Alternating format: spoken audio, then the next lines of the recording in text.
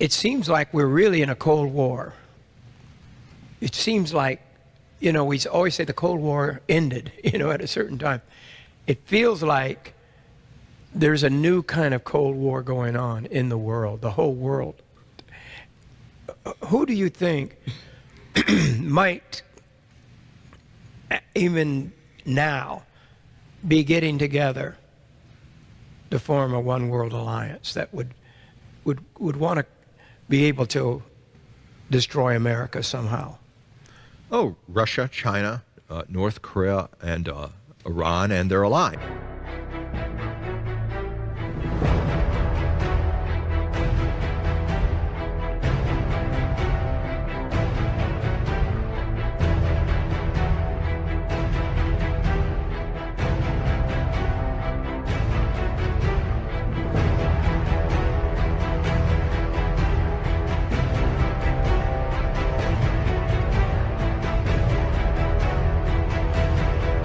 I think are clearly the other side in this new Cold War.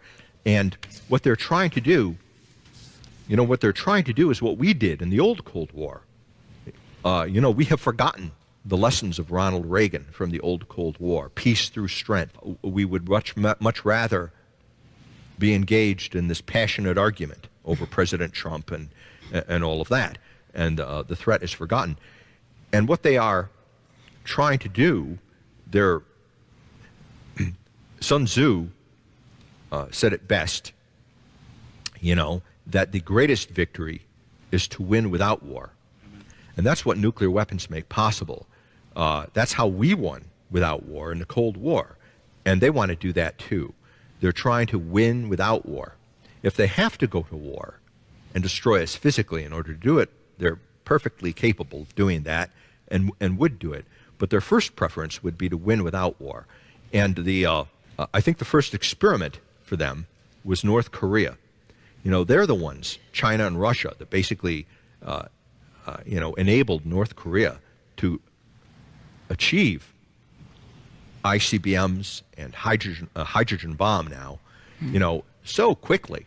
I mean, isn't it amazing? And, people were astonished. The conventional wisdom that little North Korea, that couldn't even feed its own people, has been able to so quickly come up with such sophisticated weaponry.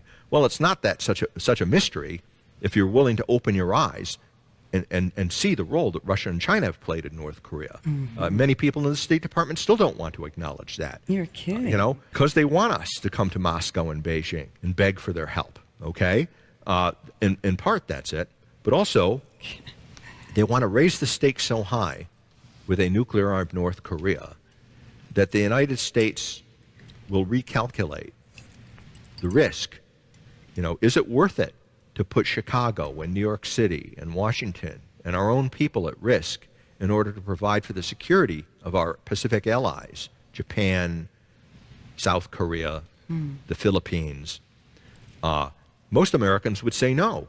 We don't want to sacrifice American cities to hold up that alliance relationship. So North Korea being able to reach out and strike us, let alone conduct an EMP attack that would destroy our whole society, completely changes the calculus of risk for us and the benefit-cost ratio of our alliance relationship in the Pacific. And they're hoping that the forces of isolationism, the new Cold War axis, Russia, China, North Korea, etc., they're hoping that we will that we will back off and that we will say, this isn't in our interests, and that we will listen to the isolationist voices on both the left and the right and pull back. And even if we don't officially do it and don't formally do it, that they know that we will have gone through the calculation and said, well, maybe we'll continue to try to provide an umbrella, a nuclear umbrella, but it'll be a big bluff.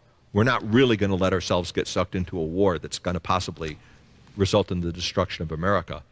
And they're also calculating that Japan and South Korea and our allies in the Pacific will also realize that and have less confidence in our security guarantees and say, we can't count on the United States to sacrifice itself to protect us. So even though we may pay lip service to this alliance that we have, in effect it will become hollow. And if we reach that point, and psychologically, I think we're very close to that point already. He's restless and alone.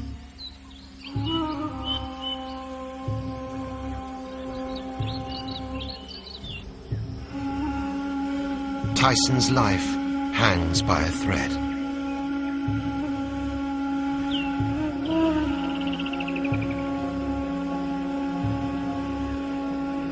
He's too weak to leave the riverbed.